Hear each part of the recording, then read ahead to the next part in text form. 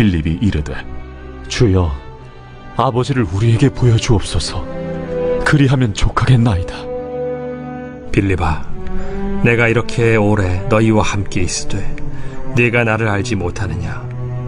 나를 본 자는 아버지를 보았거늘 어찌하여 아버지를 보이라 하느냐? 내가 아버지 안에 거하고 아버지는 내 안에 계신 것을 네가 믿지 아니하느냐? 내가 너희에게 이르는 말은 스스로 하는 것이 아니라 아버지께서 내 안에 계셔서 그의 일을 하시는 것이라. 내가 아버지 안에 거하고 아버지께서 내 안에 계심을 믿으라. 그렇지 못하겠거든 행하는 그 일로 말미암아 나를 믿으라. 내가 진실로 진실로 너희에게 이르노니 나를 믿는 자는 내가 하는 일을 그도 할 것이요 또한 그보다 큰 일도 하리니 이는 내가 아버지께로 감이라. 너희가 내 이름으로 무엇을 구하든지 내가 행하리니 이는 아버지로 하여금 아들로 말미암아 영광을 받으시게 하려 함이라. 내 이름으로 무엇이든지 내게 구하면 내가 행하리라. 너희가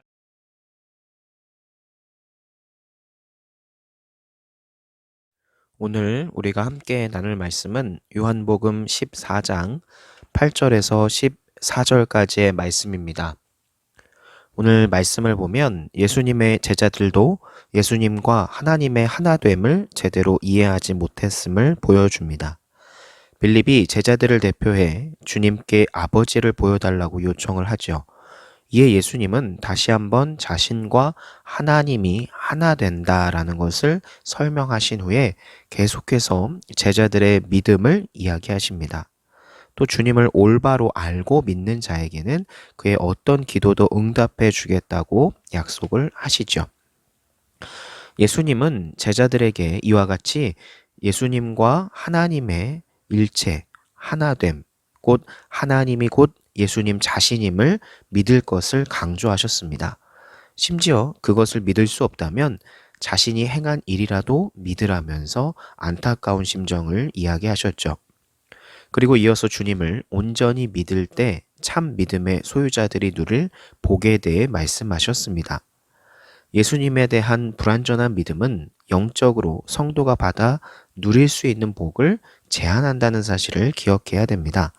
신앙생활에서 가장 문제가 되는 건 열심의 부족이나 또 교회 봉사의 소홀, 이것이 아닙니다. 물론 열심과 헌신도 중요하지만 본질적인 문제는 아닙니다. 가장 중요한 것은 예수님에 대한 이해와 믿음이죠. 그러므로 우리는 예수님을 묵상하는 것에 사실 가장 많은 시간을 들여야 됩니다. 예수님에 대해서 알아가고 예수님의 마음을 배우고 예수님이 기뻐하시는 일이 무엇인가를 깨닫는 것을 그 어떠한 것보다 우선시해야 한다는 거죠. 이것은 우리가 영적으로 풍성한 삶을 사는 비결이기도 합니다. 당시에 예수님과 가장 가까웠던 제자들도 예수님에 대한 올바른 이해가 없었죠. 오늘날에도 마찬가지입니다. 교회에 오래 다녔다거나 비교적 교회에서 중요한 일을 했다는 것이 완전한 믿음을 소유했다는 증거가 될 수 없는 거죠. 그러니까 오늘날 예수님을 믿는 사람이 늘어나고 교회도 커졌지만 세상에 대한 교회의 영향력이나 능력은 사실 성경 속에 나와 있는 초대교회의 영향력과 비교해 보면 차이가 있죠. 여러 가지 이유가 있겠지만 예수님을 제대로 믿는 진짜 성도가 부족해서는 아닐지 우리가 생각해 볼 필요가 있는 거죠. 즉 예수님을 정말 하나님이라고 믿는 믿음이 있어야 하고 또 예수님이 어떠한 분이시고 무엇을 원하시고 무엇을 기뻐하시는지를 우리가 알고 그대로 순종하는 것이 정말로 중요한 그런 겁니다. 그럼 오늘의 말씀과 같이 예수님을 믿는 그리고 제대로 믿는 자들에게 하나님은 반드시 좋은 것을 누리게 해주신다는 것을 믿고 그 믿음대로 살아가는 우리가 되기를 소망합니다. 기도합니다.